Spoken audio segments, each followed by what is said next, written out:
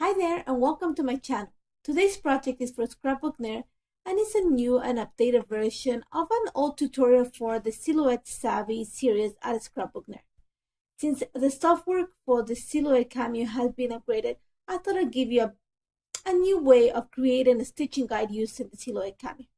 But let me show you what I did. I am using one of the files from my library and I believe it's from Jelly Bean and it says Joy to the World. So all I'm doing right now is I have opened the file already in the software and I'm grouping each one of the letters because the file comes as a single phrase. So all you have to do is right click on the entire file, highlight it, and then ungroup it. So it's gonna split every single piece of the file into pieces. And then you have to go back and highlight just each one of the words, right click on it, and then group each one of the words together. So I'm grouping the joy, the J to the dot, and the to, TO, and stuff like that. Once I have grouped each part of the pieces, and you see me that all I'm doing is right clicking and grouping each, by highlighting the piece, I'm grouping it.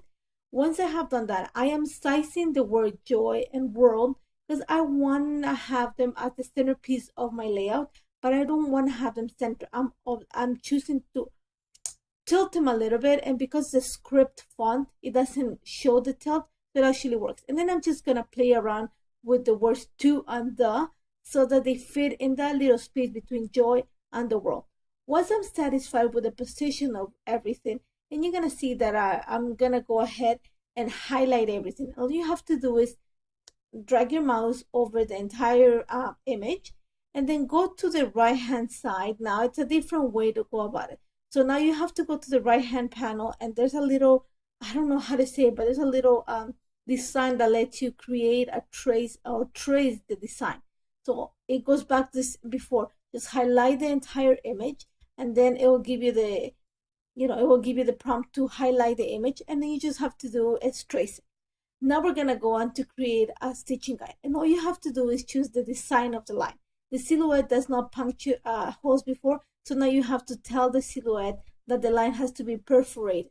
So all you have to do is there's a little line design, and it's on the right hand panel. It shows all these little lines like before, and all you have to do is choose how apart you want the holes. So just highlight the entire image and go choose the line and see the perforation, and that's all you have to do, and send it to the Silhouette Cameo. After that, all I did is just pick colors to stitch a back stitch the entire image, and I'm using Illustrated Faith Advent collection for this layout. So I'm just gonna, after I stitch, I choose the different colors from the collection to add the colors on the stitching, and after that I'm just adding a little bit of Prima watercolor, the metallic ones, just to accent the stitching that I created. And that's about it. Once I was done coloring inside of the letters, and I always choose to stitch and then color. I know people do it backwards. I prefer doing it this way, so then I can control where the color is gonna go. I found that if I color before I stitch, I tend to go outside of the line. So this works better for me, but it's a personal choice. Once I'm done, coloring inside of the letters, I am actually watering down, the color and adding some splatters. I just want to bring some of the sparkle into the page. It says Joy to the World, and there's a lot of gold foil in the collection. So I thought, if I drop a little bit of the little droplets of color, it will look like it sparkles on the page. And that's about it. After that, you're gonna see that I'm gonna speed up the process because I didn't want to bore you with everything that I did. But all I did is I trimmed around a ½ inch from the top and the left corner of the page, left side of the page, just because I wanted to bring out the stitching. And a way of doing it, if you have a lot of white space, is to put a dark, it works for me. It's a personal choice again. But I like to mat the page, you can say. I like to mat it. That way I find that the stitching pops. Once, because I've added dimension, and when you stitch on a layout, you add in a dimension based on the number of strands that you use to stitch. I usually, when I'm stitching a title, I use 3 strands, and when it doubles, it becomes 6. And as you see right now, I'm gluing it onto a darker, the navy paper from the collection, and that just makes the letters pop, and the entire white background makes it makes it whiter, and then it's a better base for the layout. And as you see, I out of the camera. I just cut, the collection comes with some cut apart cards, and I just cutted them and just layered them behind the picture just to bring all the colors that I used in the collection. And I'm choosing to pop it with a little bit of a fun foam. Once I'm done with that, and that's pretty much the entire layout, I'm just gonna go ahead and decorate it. And I'm using all the elements from the collection. I'm using some of the paper clips and some of the tabbies that come in the sticker sheet. And you're gonna see that I'm gonna use some ephemera pack. And I wanted to create a triangle. And since there's a lot of sparkle, like I mentioned before, I am using this little, I don't know how you call it, maybe starbursts or little stars that come in the collection. And I'm placing them along the page.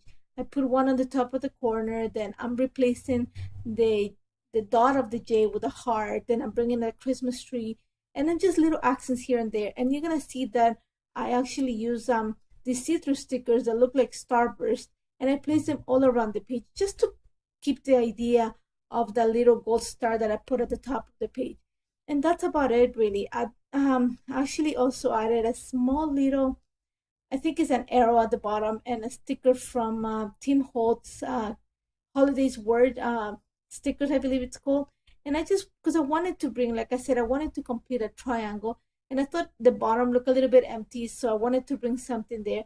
And you're gonna see that I end up moving the arrow anyway, because I think it's weighing it down, so pulling it up higher, and then just balances the page.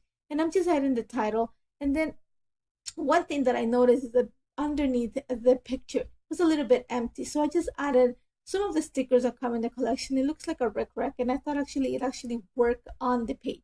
After that, just a few lines of journal and a few more gold splatters, just because, you know what, I wanted to complete the sparkle theme and can never have enough gold. And that's about it. And that was how easy it was to create this layout. It did take a bit of time to stitch, but I watched some TV while stitching, and when time went really fast. I'm very good at stitching, so it doesn't take that long. But I hope you try it. And remember, I'm always a comment away, or just leave me a message if you have any questions on how to create this or how the layout came together. I'll be willing to help you, no problem. And thank you for joining me, and I hope you check Scrapbook Nerd for all the materials used.